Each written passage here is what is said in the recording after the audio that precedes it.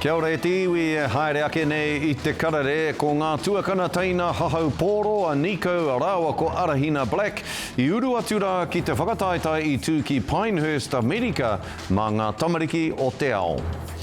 Ko tohua a Manawa Honey a ko ia tētahi o ngā miere reka rawa atu o te ao I te whakataetai Black Jar Honey.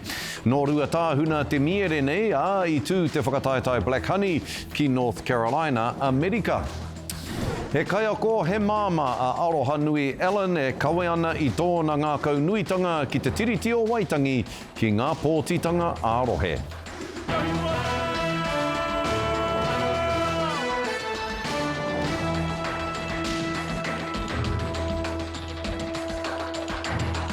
Nō reira, kai aku nui, kai aku rahi tēnā koutou katoa nau mai anō kia te karere. He kai ako he māma a Aroha Nui Ellen e kawe ana I tōna ngā kaunuitanga ki te tiriti o Waitangi ki ngā pōtitanga Arohe. Ko porowhiu ia I tōna ingoa ki te whakataetai mo te wāri Māori o te kaunihera o te hiku. He tuatahitanga tēnei mōna, hei tāna, mai rāno tōna kaha ki te hāpai ake I te tiriti, me toka ngā wāri Māori ake. Aneira, a Harata Brown. Ia, nei e tahi o aku whānau kua haere tua o te ārai. Ko te whānau ko ngā tamariki te tai tuara, I roto I ngā mahi katoa. Kia pai tēnei whenua mō aku tamariki. Ana reira, ko aku tamariki tērā kua puta I tēnei aroha nui. E nei me ngā nama, a tōna wā ka tukuna ki te whenua, kia homai miraka mā tātou. Ko te pāmu nei tāheke I waho mai o te kai kohe te wāhi mahi. He whāngai pīpī kau te mahi o te ata. Ko kite hau I ngā painga kua puta I te wāri Māori. Pēnā ka wepua kia pai ake wā mātou rori, te wai, te mao te wai, ngā pakanga kia kaua te teko e hau atu ki te wai, kaua ko Māori ana ke inu ana I rā wai, ko tātou katoa. Ko te tinoranga tiratanga a te Māori kia ona whenua, he wahanga o roto I te tiriti o Waitangi. I tēnei wā tonu me tiki te pauaka mena ka pupuri ngā wāri Māori, ka kore rānei, tautoko mārika anau I ngā hua pai, ka puta I ngā wāri Māori, nā reira, ko te hiahia kia whakatinana I taua tautoko. Ko tā aroha nui, he whakaūtonu I te tiriti, ina tau ia ki roto o te kaunihera. Pēnā ka whakatinana hia I aua kupu I te wairua o te era pepa, ka pai a Aotearoa mo tātou katoa. He hanga marautanga te mahi matua a aroha nui, ko te kautau e mahi ana hei kai ako. Whakarite huarahi mā tātou tamariki whānau kia tai ai te noho ki te tai tokerau, te whai mahi, te whai auahatanga, wera momo, nā reira ko te whānau me o ā mātou mokopuna, tētahi o ngā tino take. When some of the workers call in sick, then have to come down. But this is a messy job. Ina iaia te mana whakatau. Ko te tiriti o Waitangi ko he whakaputanga tētahi mea ngana kia whakatau, kia whakato. Ka tuku I tēnei aroha nui ki te kaunihera, ko te mana ki te pōti ka tuwhera hei te marama o he pitema. Harata Brown, te kariri. Ki te ao mātauranga I Naia nei, I kōrero etahi o ngā tauira manu pīrere no ngā kura āiwi, ki te hui a tau a ngā kura āiwi I tēnei wiki nei. Ko tā rātou he whakamohio atu ki te marea, he ngā hua ko puta ake ki a rātou I te haere ki ngā kura āiwi. Ko te tokotoru nei, ko te kaiako kapahaka, kaiako toi houkura, hoki a Irena Kōpū, tūmua ki tuarua o ngā tapuai a Harley Mariu, me te māngai tora Rangapu o Hauraki Waikato me Hana Rāwhiti Maipi Clark. Ko koinei te tihi hui tino motu hake ki au, nā runga anō I te mea he tauira tawhito au o ngā kura aiwi, a te wharekura o rākau manga. I konei e te waru rau neke atu ngā kaiako. Ko aku kaiako, ko aku kai whakaawe awe. Nā rātou anō I whakatō I tērā I hika I te ahi ki roto I au. Ko tō mātou tumua kia ārihia tētahi he wahine koi. Kawe wehi, he kai ako kei kona e hia ana te poipoi I a koutou. He hua ka puta I a koutou. Ka puta au I toi haukura. I roto I aku mahi toi. He whai pēr I tāu e tino ngākau nui ana. Kaua I te karekau I te whai I te huarahi e hihana etahi atu mau. Whai I tō puku me tō tino hia. He nui ngā ara hei whai mā o tātou rangatahi I nei rā. Whai a te mea hi ana koe. He kuia pēr tāua. He manu pirere tāua. I mean, we said bursary. We didn't even do NCEA. Mai rāno wā mātou kaumātua e mea ana me hoki e nei uri ki wā rātou kāinga. Ko mātou me te kura akonga, engari ko mātou I te nuinga o te wā, te kura aiwi anake o ro taone. Te nuinga wā mātou tamariki no roto mai o te tai tokerau, wā mātou kaiako no roto mai o te tai rāwhiti, engari he kura aiwi mātou no Waikato. Ka pēhea tā mātou āta poipoi I te tangata whenuatanga ki roto I nei tamariki. Ko tā mātou he whakahoki ki te kāinga. Koina mātou I hono mai ai ki ngā kura aiwi. Ko whairangi Māori e mahuta titiho aku tino pau I aki I au ki te waihanga puka. Nui aku wero ki te kāwanatanga.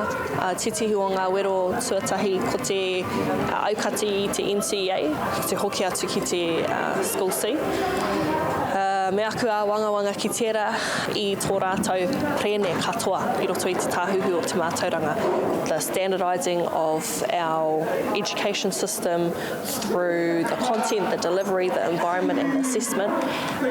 Kei reira a mātou tino nawe te whai pena moni ki a mātou kura kaupapa. Tahi pai hine te noiho ka whai mātou. Nō reira, me nui aki I tērā. Ka te karema, kua tohua manawa hani, ko ia tētahi o ngā miere reka katoa o te ao I te whakataetai Black Jar Honey. I tūmeke te kai whakahaerea Brendan Tahi I tēnei eke panukutanga. Hioi hei tāna mai anō I te kō rekorekotanga o te koengo nui. Kua tukuna e rātou, ā rātou miere ki te ao kia rongo ai te katoa I te tāwara motuhake o tēnei momo kai, no roto mai o Ruatāhuna.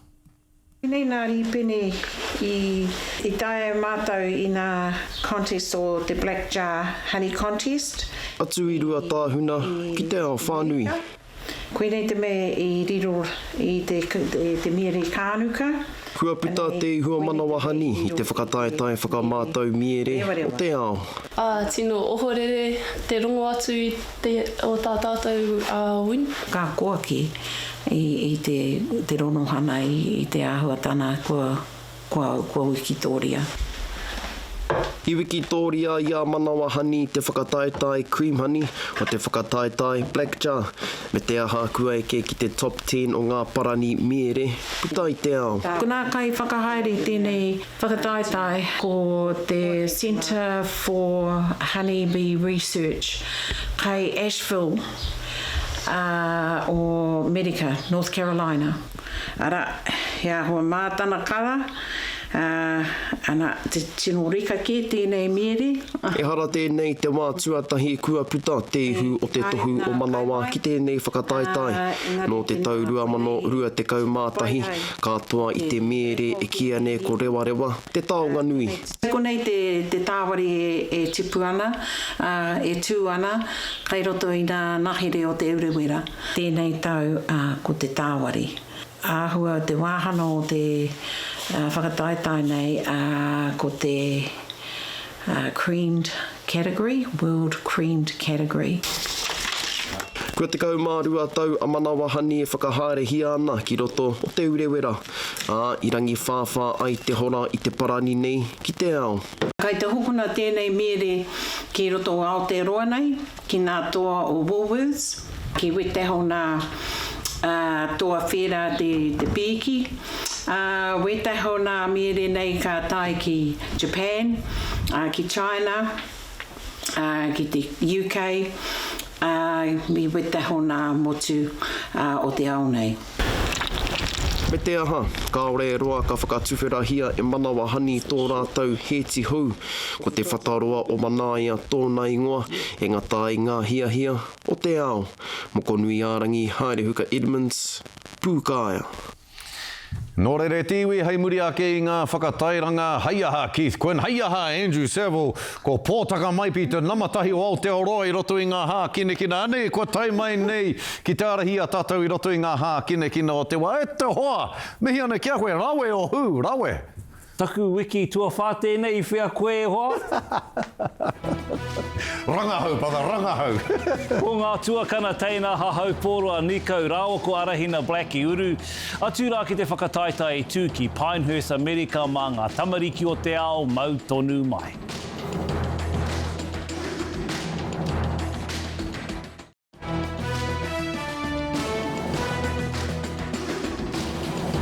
Hoki mai ki te karere, nau mai ki te wahanga hā kinakina, e rua ngā taitara toa o te ao kei aia, kāore, e tino rongo nui ana ki Aotearoa, engari e mataku ana te ao hiki taumaha ki tōna ingoa. I noho mātou ki te kōrero tahi ki tēnei toa, no tāmaki ki te tonga. All come down to this. Will she reclaim the gold medal position? I think she will. Yes, she will. He toa hiki mai tai a tongo te ao, mo te wāhanga whitu te kaima ono kira karamu te taumaha. Ana, i riro iaea te Wikitoria mā te hiki tōtika i te rua rau rima te kaima rima kiro karamu te nui. He pana pai tahi rau turu te kaima rua me te hawhe te nui. Yeah, she's got that. Fantastic. US hit hard and Carlina hits right back. The battle wages on. Ana here koata hou o te ao tāna mo te kūparu. Rua rau toru te kaimātahi kiro karamu te nui. Ko te tāpeke o ngā mahi e toru here koata o te ao, arā, ko te ono rau te kaimā ono kiro karamu te nui. Toru te kaimārua o nā pakeke, anā ko anga atu o nā whatu ki ngā whakataetai o te ao, ka tū ki haina, apopo. It's huge. It's the first time our classic powerlifting sport has been in it, sort of a tryout to get our sport into the Olympics. And so it means a lot to me to be a part of that. And if I can help get our sport into the Olympics by lifting some heavy things on a stage, then I really want to be a part of that. He toa o te ao tēnei wahine, a he tangata whakaiti anō hoki I ana tutukinga. What got her there, I would say, is her intelligence. And obviously discipline comes with that. Discipline sometimes it means weighing up, the sacrifices that you have to make to achieve what you want to achieve. He rata anō hoki a tongotea, a ko tata ki te tekau tau ia e mahi ana I te rāngai hauora. Hello, good morning ladies. Yes. Ko ia te tuarua o ngā tamariki toko rima o tōna whānau he whakapapa Māori tonga hoki. Ko tōna karaua tōna tua hangata, he rata I tonga I mua I tōna pēpere kautanga. I would absolutely love to see it in the Olympics. I know when that happens, I may be sort of at the end, or past the end of my career, but to be a part of the rising tide of powerlifting and get it to that place is a dream for me. Mai ia tāmaki ki te tonga, ki te ata mira o te ao, e whakatīnana ana ia I te kōrero, aha ko te āhua, te rahi rānei, ka puta tonu, te kaha, mārena mane, te karere. Raue. Ko ngā tuakana teina hahau pōroa Nikau Rawako Arahina Black I whakataetai ki Amerika ki Pinehurst I te tātā whainga mā ngā tamariki o te ao. I tai tuaono Arahina I te reanga kei raro I te whitu tau te pakeke, I urua Nikau ki roto I te reanga taumata rua te kaumārima o te ao, I roto I te wahanga kei raro I te waru tau te pakeke. Kārawe korua, ka hoki mai rāua ki te kāinga. He mātai ki Amerika ki te tākoro hahau pōro mo te ao. He pai te haere, he reka nā kai I reila me te ātāhua hoki te whenua. Hei te hepe tema ka whakataitai anō rāua ki te Australian Open ki Queensland. Hei aha te whakataitai NRL, pai rawa ko te TRL ki te tai tokerau. Ka hono mai te prehitini o mua, hone harawera ki te kōrero mō ngā whiringa toa riki nui i Wainganui ngā whangaroa Marlins me te kapa Tautoro Titans ka tua pōpō ki Awanui. Tēnā koe te rangatire hone. Mai iti te pēnara, kāna koe ki tērā, kei tā wāhira. Ai, kia ora. Tēnā kōrero mai mō te whakataitai nei, nau anō i tīmata, kei te pēhea tōna tupu. Anoi, ka nui te hari kia mōhio i tēnei te tautua waru o te Taitokera Rugby League, te kaunga karapu, tū mai ngā taika ki Morewa, ki ngā West Coast Raiders o Pangaru ki Papata, tainu atu ki te tīma o te rata o Whangaroa Marlins ki Kaio, me uera atu kei Wainganui. He rohe whakatuma tēnei, e tū motu hake e tonu ana mātau, ke raro i te mana o te riki Māori o Aotearoa, engari kei roto anō hoki te whānau o te NZRL. Mō ngā iwi e whakarongo mai ana, he aha ngā whakamāramatanga mo te tukinga nui a pōpō. Yeah. Ono, a pōpō rā, koe rā te rā wakamutunga o tō mātou whakataitai. E tuana ki te papa Hutu Pōro o Awanui. E me ana wetahi ko te tino kēmu o a pōpō ka tū a te tahi karaka. Arau ko ngā Masters o muri whenua e whawhai ana ki ngā kaumātu o Kaikohe. He Masters game tira. Engari ko te kēmu rangatira mo tātou katoa. Ko te kēmu whiringa toa, ko te TRL Grand Final tērā. A ko tētahi he tīma hau ka tū mai, a rā ko te Tautoro Titans. A ko tōna hoariri i a pōpō, he tīma ko hoki mai ki te pakanga, ko te Whangaroa Marlins tērā. Nō reira, atu ki te tau o ngā tīma o te kāinga nei o muri wenua, a rā ko te West Coast Raiders e whakarohi ana, ko rātau ngā te tīma toa. Engari tēnei wā, ko ngā Marlins o Whangaroa, me te rātu o roto o Tautoro, te mehi atu kia rātu kato. Ai, toko maha ngā tino toa o te ao riki no te tai tokerau, nērā hone? Kore mutu ngā meo waikato no te taitokurau. Anō hoki e hoa hoino. Hoino ko te mea nui ka tū, ka hawhai, ka mutu, ka whānau anō rā tātou katoa. I raro i te maru tō tātou Māoritanga. Tēnā koe hone, tēnā koe kia whai wahi te kōrero mai, kia kaha ngā tīma, i roto i te whiringa toa āpopo. E ona tā. Tēnā koe.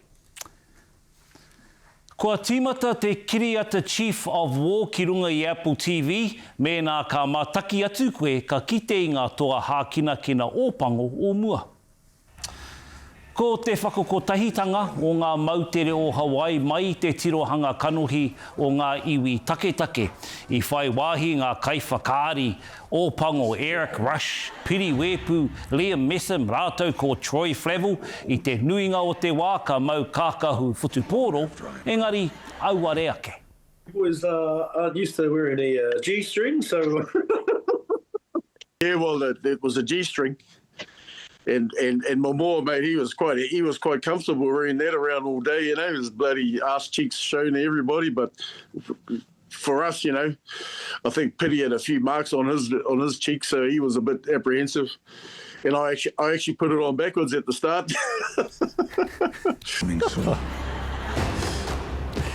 This island is divided. Ko mātaki koe, Pōtaka, ko mātaki koe i Chief of War?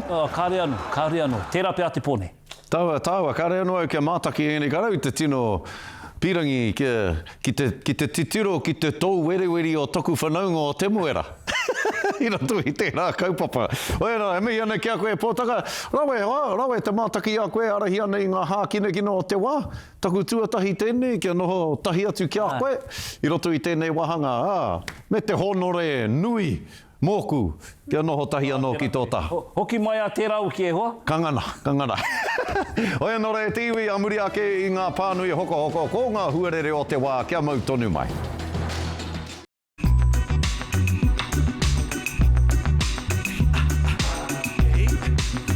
Ka te hae te iwi a whai ake nei ko ngā tohu huarere.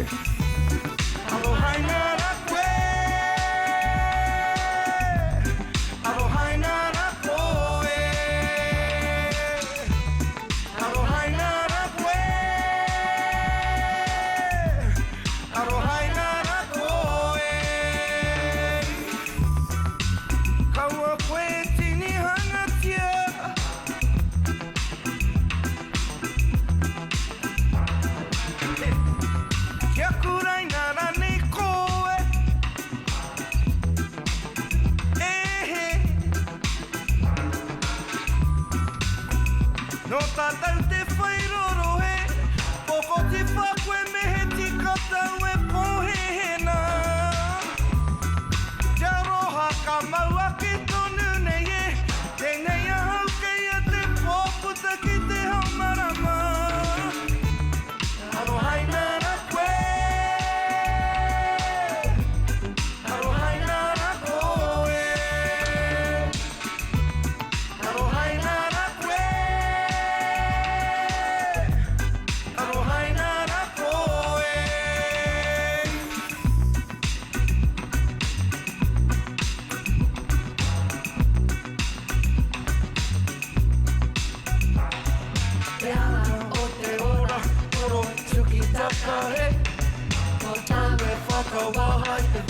Koe nā tātou korero mō tēnei rā, ka waiho mā ngā taiohi o Manukura, tā tātou hōtaka e whakakapi ake i ngā whakataitai kapa haka kura tuarua o Manawatu i tū i te rangi nei.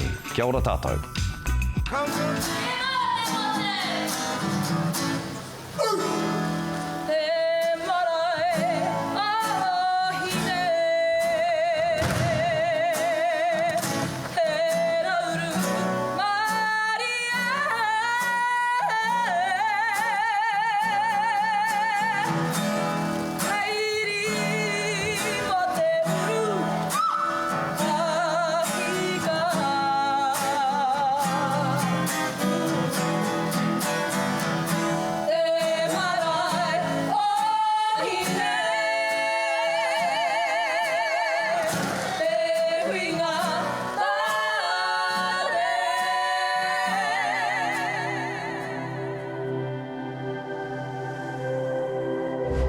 Ko te reo, te take.